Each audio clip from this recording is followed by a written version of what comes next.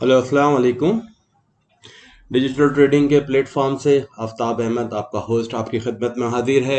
आज है 7 अप्रैल, हमारा नया वीक स्टार्ट हो चुका है। I am very very sorry कि मैं पिछले एक हफ्ते से नहीं लगा पाया वीडियोस, ज़रा मसरूफियत थी। और मुझे पता है कि मेरे फॉलोअर्स और सब्सक्राइबर ज़रूर वेट कर रहे होंगे। I am extremely sorry for that. तो पिछले हफ्ते 2 हफ्ते से आप देख रहे हैं कि मार्केट के अंदर एक भूचाल आया हुआ है, बड़ी तेजी है। ट्रम्प साहब ने पूरी पूरी दुनिया का इस वक्त सत्यानाश किया हुआ है, जिसकी वजह से तमाम के तमाम चीज़ें ऊपर नीचे हो गई हैं। जो कि एक गोल्ड जो था, एक सेफ हेवन माना जाता था, वो भी इस वक्त जो है थोड़ा नीचे की तरफ से इसका सफ़र गामजन है। अभी हमें देखना यही है कि अब जो आज का दिन है क्या हुआ और आने वाले दिन में अब क्या हो सकता है। चलिए हम जल्दी से अपने सब्जेक्ट की तरफ चलते हैं और देखते हैं कि गोल्ड के अंदर क्या होने वाला है। मेरी एक बात याद रखिएगा कि हम जब देखते हैं कि टाइम फ्रेम, कौन सा टाइम फ्रेम हमें सूटेबल है हमारे लिए, कि जिसके ज़रिए हम अपनी ट्रेडिंग को कंटिन्यू करें।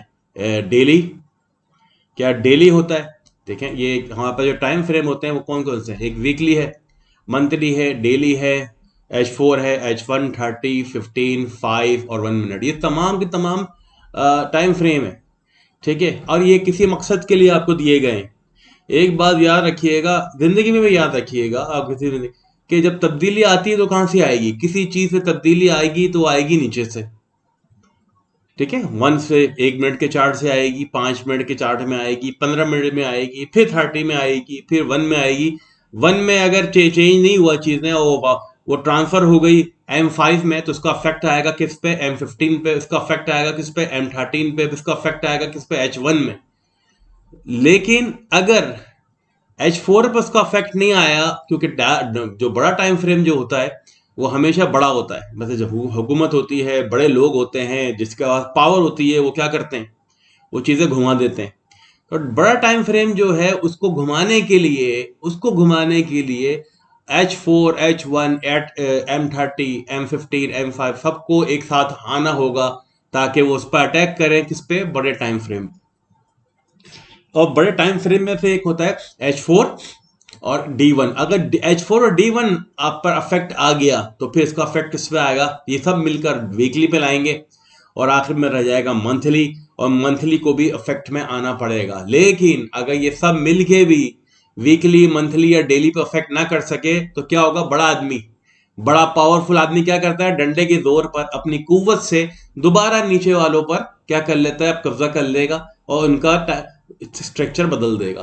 तो फिर तमाम के तमाम उसी टाइम फ्रेम में चले जाएंगे जो कि बड़े टाइम फ्रेम में था। तो याद रखिएगा, हमेशा तब्दीली कहाँ से आती है? छोटे टाइम फ्रेम से। और मदामत कहाँ होती है सबसे ज्यादा? बड़े टाइम फ्रेम पर। तो बड़े टाइम फ्रेम के अंदर इस तब्दीली को पहुंचाना है। जो आजकल हम तब्दीली की बातें करते हैं ना, पाकिस्तान में तब्दीलियां लाना है, तब्दीली लाने के लिए क्या होना पड़ेगा? बड़े टाइम फ्रेम को बदलना पड़ेगा। जब बड़ा टाइम फ्रेम पर इम्पैक्ट आ गया छोटे टाइम फ्रेम का, तो ही तब्दीली आएगी, वरना नहीं आएगी। तो इसका मतलब ये हुआ कि आपको तमाम के तमाम टाइम फ्रेम पर नजर रखनी है मेरे भाई। जो लोग एक टाइम फ्रेम को देख लेते हैं और बोलते हैं हो गया काम, ऐसा नहीं होता। ये M1 भी बड़ा ही कीमती है। M1 के जरिए भी जब तब्दीली आ गई और वो इसने M1 ने M5 को बदला, M5 ने M15 को बदला, M15 को M30 ने बदला, H1 में तब्दीली आ गई, H4 में आ गई, सब मिलकर फिर D1 में लाएंगे और फिर ये वीकली और मंथली में आएगा। ठीक है, तो ज़रा नज़र रखा करें हर टाइम फ्रेम पर। ये बताने का मकसद ये था कि हमें, जब हम मार्केट को रिव्यू करते हैं तो हमें हर टाइम फ्रेम पर नज़र रखनी पड़ेगी कि क्या हो रहा है। देखना अब यह है कि इस वक्त जो है गोल्ड आपका चल रहा है, जो कि इस वक्त मौजूद है 340 पर। ये लाइव मार्केट चल रही है। मैं ट्रेडिंग व्यू को यूज़ नहीं करता, ये MT4 है, हमेशा मैं इसी पे ट्रेड करूंगा और आपको हमेशा इसी पे दिखाता हूँ। MT4 है, इस वक्त 30-40 पे चल रहा है गोल्ड, और डेली चार्ट मेरे सामने मौजूद है। और आप देख सकते हैं कि इस वक्त जो गोल्ड का जो है पोजीशन, आप देख सकते हैं कि इस वक्त वो एक एक्सट्रीमली पावरफुल किसमें है? अप ट्रेंड में है। वो तो नजर ही आ रहा है। लेकिन अब इस अप ट्रेंड पर नजर डालने से पहले हमें देखना होगा कि H4 में क्या हो रहा है। ठीक है ना? अब यही बात हम देख लें, वीकली के अंदर कोई इम्पैक्ट नहीं है, वो भी उसी मूड में है, पावरफुल अप ट्रेंड में है। मंथली में जा रहे हैं तो पावरफुल अप ट्रेंड में चल रहा है। लेकिन मेरे भाई H4 में क्या सूरत हाल बन रही है, और H4 में सूरत हाल थोड़ी सी इस वक्त तशवीशनाक है। तशवीशनाक का मतलब ये है कि आप देख रहे हैं कि इसने अपना जो है स्ट्रक्चर जो है वो ब्रेक कर दिया है। ये ब्रेक हुआ है। ये स्ट्रक्चर का ब्रेक हो जाए ना, एक बहुत ही मनफी साइन है H4 के अंदर कि शायद सेलिंग प्रेशर अब क्या हो रहा है, बढ़ रहा है। सेलिंग प्रेशर का एक मसला आ रहा है कि अब बायर्स जो हैं वो थोड़े से वीक हो रहे हैं मार्केट के अंदर, और जो सेलर्स जो हैं वो इस पर अटैक कर रहे हैं।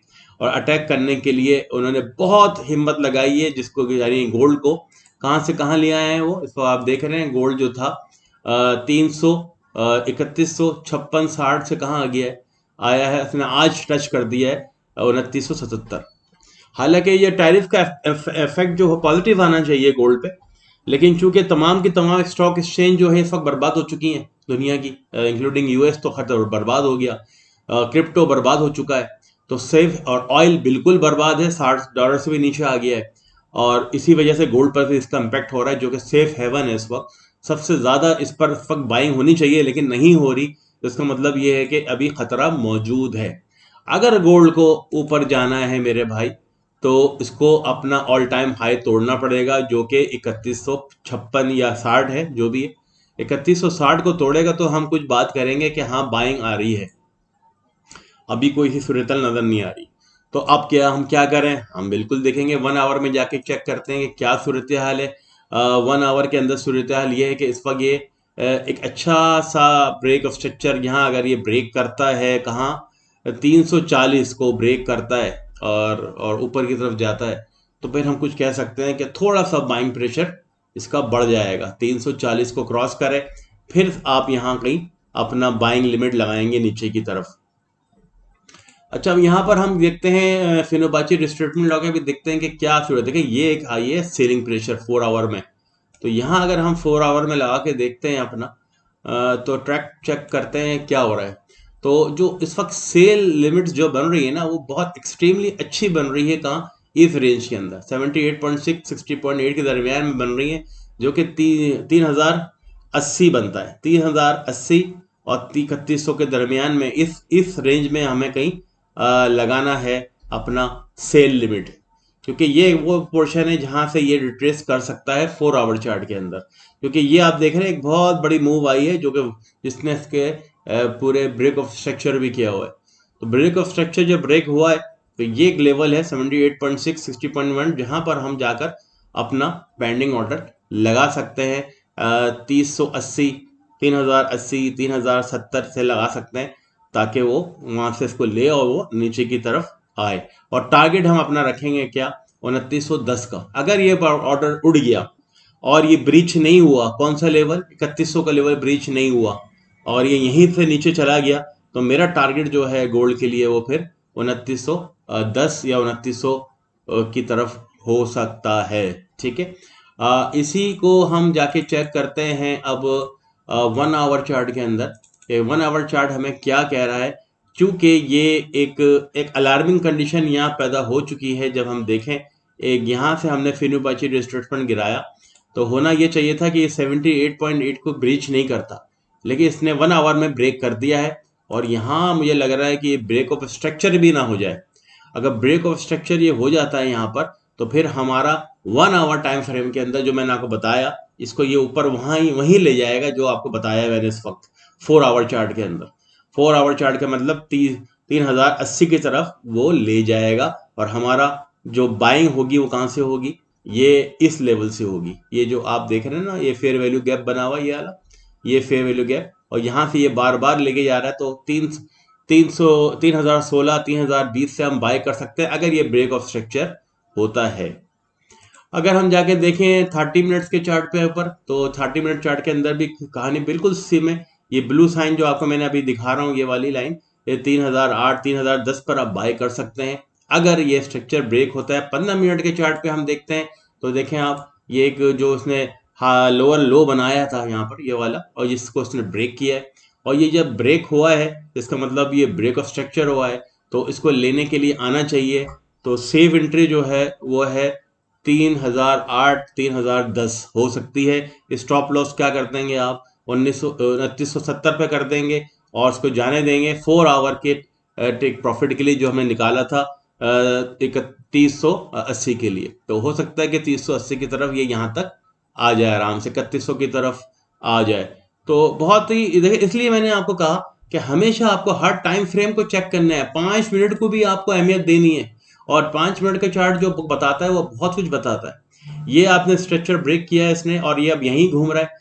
या तो ये यहाँ आकर लेगा उसको, अगर उसको नीचे की तरफ आना है तो इसको ब्रेक करना होगा, क्या 2975 को ब्रेक करना होगा गोल्ड को, ताकि वो नीचे की दोबारा से मूवमेंट कंटिन्यू करे। लेकिन अभी लग नहीं रहा, मुझे यही लग रहा है कि ये जरूर जरूर अभी हम इसको डिलीट करते हैं अपने इसको, और ये जरूर इस टाइम फ्रेम के अंदर 4 आवर के अंदर ये है तो सेल की तरफ, लेकिन अभी वो क्या करेगा, इधर जरूर आने की कोशिश करेगा। कहाँ पर 78.6 के एरिया में 51 पॉइंट जो कि बनता है क्या हमारा 3100 या 3080 ये बनता है। यहाँ से सेल लिमिट बनती है और 1 आवर चार्ट के मुताबिक यहाँ से हम बाय करके इधर पहुंच सकते हैं। आई hope I have brief you. एक और चीज हम देखते हैं कि आपको एक ही चीज बताऊं मैं, क्योंकि यहाँ हर चीज फ्री है, पूरी एजुकेशन के साथ मैं एक्सप्लेन करता हूँ हर चीज को, ताकि आप लोगों को समझ में आए चीजें। ये सिर्फ हाथों बातों में ही नहीं घेर लिया, ये हो जाएगा वो हो गया। क्यों कह रहा हूँ, कह इसलिए रहा हूँ, देखें आपको नजर आएगा अभी कि एक तो सबसे बड़ा जो मोड है ये इनसाइड बार, ये इनसाइड बार ब्रेक हुई है, एक बार पेरेंट बार बेबी बार ब्रेक हो गई है। तो एक खतरा है डेली चार्ट के अंदर भी कि ये यार शायद इसको नीचे की तरफ ले जाए, क्योंकि अभी कोई इनसाइड बार यहाँ मौजूद नहीं है। दूसरा ये है कि इसने ये जो आपने हायर हाई बनाया था और ये इसका करेक्शन पुल बैक था, पुल बैक की तरफ से इसने ये पुल बैक को रिस्पेक्ट दी हुई है और ये पुल बैक की तरफ आया, इसने यहाँ लिक्विडिटी ग्रैब की है और ये ऊपर जा रहा है, ऊपर जाने की कोशिश कर रहा है। लेकिन चूंकि 4 आवर चार्ट जो है वो इसको सपोर्ट नहीं कर रहा। देखते हैं यहाँ पर भी क्या हुआ है। इधर देखें आप, बहुत ही खूबसूरत सा इस एरिया में क्या बना था, इनसाइड बार, ये देखें पेरेंट और ये छोटी छोटी बेबीज बनी और ये ब्रेक नहीं हुआ। जब ये ब्रेक हुआ इनसाइड बार, यहाँ से ये ब्रेक हुई है, देखें ये वाली यहाँ से ये ब्रेक हुआ, ये वाला दिखाऊं जरा क्लियरली मैं आपको, ये वाला, ये जो यहाँ से ब्रेक हुआ, जब ये ब्रेक हुआ और उसके बाद से ये इनसाइड बार, ये इनसाइड बार, ये ब्रेक हुई और ये नीचे गई। जब नीचे गई तो इसने पूरा यहाँ से जहाँ से कितना बनाया आप देख सकते हैं कि ये यहाँ से ब्रेक हुआ 3078 से कहाँ गया, ये 2975 की तरफ चला गया और अब ये दोबारा ऊपर जाने की कोशिश कर रहा है। लेकिन मुमकिनात में से यही है कि सेल प्रेशर ज़्यादा है और फिनोबाची रिस्ट्रेसमेंट यही कह रहा है कि अभी गुंजाइश नीचे जाने की ज़्यादा है, लेकिन वक्ती तौर पर ये ऊपर जाएगा। I hope I have clear the thing for today. दोनों ऑप्शन है, आज के ऑप्शन के लिए मुझे बाय लग रहा है थोड़ा, और ताकि 4 आवर चार्ट के अंदर सेलिंग बने कल से, और कल यहाँ से वो दोबारा 3100 या 3080 से नीचे गिरेगा। 1 आवर चार्ट के मुताबिक अभी स्ट्रक्चर ब्रेक हुआ है ये, या हाँ बिल्कुल, अगर ये ऊपर खुल गया तो ये शायद 3000 से बाइंग बनती है इसकी, 3012, 3010, 3000 से, जो कि इसको 3100 की तरफ लेके जाएगा। I hope I have clear everything. इंशाल्लाह I will come out tomorrow with the next update. Daily कोशिश करूंगा मैं आप लोगों को बताने की विद लाइव टेक्निकल एक्सप्लेनेशन, ताकि आप लोगों को समझ में आए। दूसरों की तरह सिर्फ बता के नहीं जाऊंगा, सवाल है तो जरूर कीजिएगा। I will see you in the next video.